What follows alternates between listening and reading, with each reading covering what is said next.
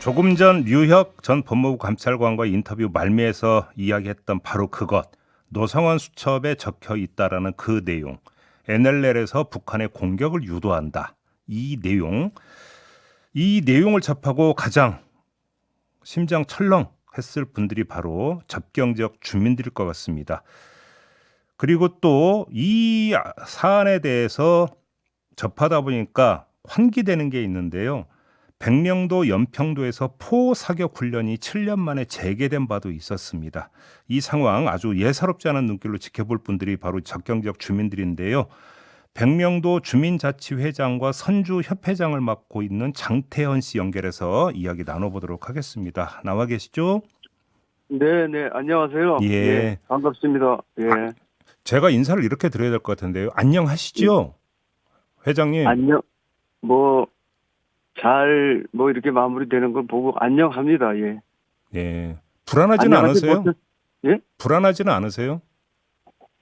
좀 불안합니다. 아직 좀 잘 마무리가 안 되고 있는 것 같아서. 예. 예. 그래서 뭐 NLL에서 북한의 공격을 유도한다 이런 그 수천 메모가 있었다는 뉴스 보셨잖아요. 그렇죠. 그 얘기를 들으면서, 네. 사실은 그 전에 드론이 뭐 백령도에서 출발해서, 평양을 거쳐서 다시 회영하는 그 뉴스를 접한 적이 있거든요. 무인기 예예예예. 예, 예. 그런데 북한에서 뭐, 그걸 가지고 원점 타격하겠다는 등 그런 원점이, 완전히 지구상에 사라지게 하겠다는 등 예. 이런 얘기 나오는 걸 듣고 상당히 시끄럽는데 이게 그냥 엄포겠지 그랬는데 예. 요새 뉴스를 이렇게 접하다 보니까 예. 계엄 이후에 예. 이게 사실이구나 하는 걸 생각에 좀 끔찍하다는 생각이 좀 듭니다. 그러니까 이 소식 알려지고 나서 주민들 사이에서 뭐라고들 하셨습니까? 이게 사실은 있을 수 없는 일이지 않습니까? 사실 이게 서해오도가 이제 뭐 우리가 전에 사실 우리 생존권을 위해서 대통령실 앞에 가서 집회도 하긴 했는데 예. 서해오도가 사실 53년 7월 정전협정 이후에 예. 73년대 서해 사태, 연평해전, 대청해전, 천안함 폭침, 또 연평도 포격 사건까지 사실 크고 작은 한 450여 건의 이상의 무력 도발이 있었거든요. 예. 특히 올해는 뭐 북한이 서해상에 해상 국경선을 새로 긋겠다고도 하고 네네. 무작위 전파 결혼을 의미해 가지고 어업은 물론 모든 선박의 이동조차 어려움을 겪고 있는 실정인데 국방부는 북한군의 동향에 따라 인천에서 출발해서 백령도로 가던 여객선을 불시에 회항시키기도 한 적이 있어요. 예. 이런 것들이 다 이제 주민 생활에 지금 불편함을 겪고 있는 거잖아요. 지금까지 해상 경계선도 없이 화약관에 내려진 서해오도 주민들은 이제 국가 안보를 위한 희생은 70년이면 이제 충분하지 않느냐. 더 이상 인계철선이 될 수만은 없어서 예. 행정권을 위해 집회를 하게 된 거죠. 예. 그 집회라고 하는 게 그 계엄 선포 전날 서해 5도 안보 특구 행정구역 개편을 요구하는 그 집회 이거 말씀하시는 거죠? 네. 혹시 이때 바로 이틀 전이 아니고 바로 날짜를 하면 하루 전입니다. 그러니까 전날 계엄 선포 전날 네. 대통령실에서 이에 대한 뭐 답 이런 거 혹시 들으신 적 있어요 그때? 집회할 때 대통령실 행정관이 나와가지고 예. 뭐 정중하게 청원서를 받아갔는데요. 예. 이 사태 때문에 그런 거지 지금까지 청원에 대한 공식적인 답변은 없습니다. 그러니까요. 지난 6월부터 지난달 말까지 네네. 백령도하고 연평도에서 우리 군이 포사격 훈련을 했었잖아요. 세 차례 걸쳐서. 예. 이때는 좀 어떠셨어요, 상황이? 상황은 뭐 그냥 전에도 사격은 계속 해왔던 건데 이제 한 7년간 지금 안 했지 않습니까? 예. 예, 남북 간의 이제 평화 협정 때문에.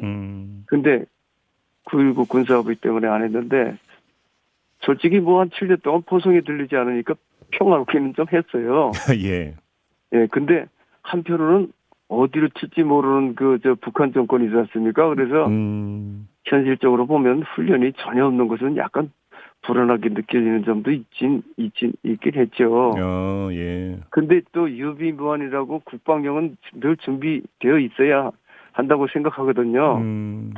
그래도 이제 훈련을 해야지만 그래도 어민들이 주호장 지역에 해상 포사격으로 해서 이제 어민들의 조 피해가 있는 건 사실이거든요. 아, 어장 쪽으로 그 포사격 훈련을 했어요, 그러면? 네네네. 그럼 피해가 방향이 그 방향밖에 또 할 자리가 없어요. 예. 네, 그래서 뭐 이제 서쪽, 동쪽, 북쪽으로는 다 이제 인접한 애널이 있고 그러니까 반대편 쪽으로 하는데 예. 또 밑에 쪽으로 대청도가 있고 그러니까 그쪽으로 하는데 이제 이에 대해서는 좀 보상 문제라든지 피해에 대해서 합리적인 대안이 좀 제시되어야지 않겠나 하는 생각을 갖고 있습니다. 그래요. 그리고 오늘 아침에 지금 나온 보도가 있는데요. 10월 네. 말에서 11월 초 사이에 네네. 백령도 일대에서 드론을 띄워가지고 북한이 그 날려보는 오물풍선을 격추했다는 보도가 있었는데 혹시 주민들 이런 비슷한 상황 이런 거 혹시 접하신 적 있어요?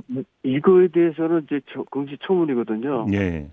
네, 그러니까 우리 주민들은 모르는 사이에 사실 뭐 군 당국이나 이런 정부 당국의 뭐 안보 비밀이라는 명제하에 이제 다 이제 주민들은 모르게 이루어지는 일들이 많이 있다고 보니까 이런 게 속속들이 이제 뉴스를 통해서 밝혀지는 걸 보니까 너무 우리가 모르고 살고 야 이거 도대체 백년도의 앞길은 어떻게 될 거냐 네. 앞날은 이런 불안함이 좀 생깁니다 지금. 그러니까요. 다시 처음으로 돌아가서 NLL 일대에서 국지전을 유도를 한다고 만약에 실행에 옮겨졌으면 그 주민분들이 말 그대로 위험에 그대로 노출돼 버리는 거잖아요.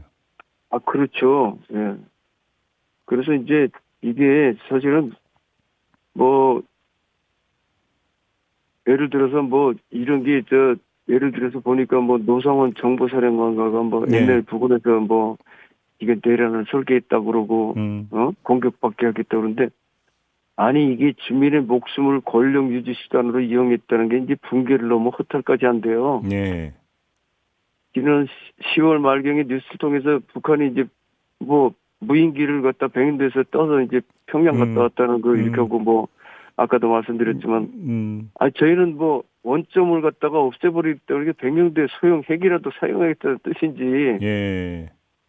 얼마 북한이 터무니없는 주장이겠지 그때 당시에는 그랬는데 아니 요새 속속 드러나는 뉴스를 접하다 보니까 예.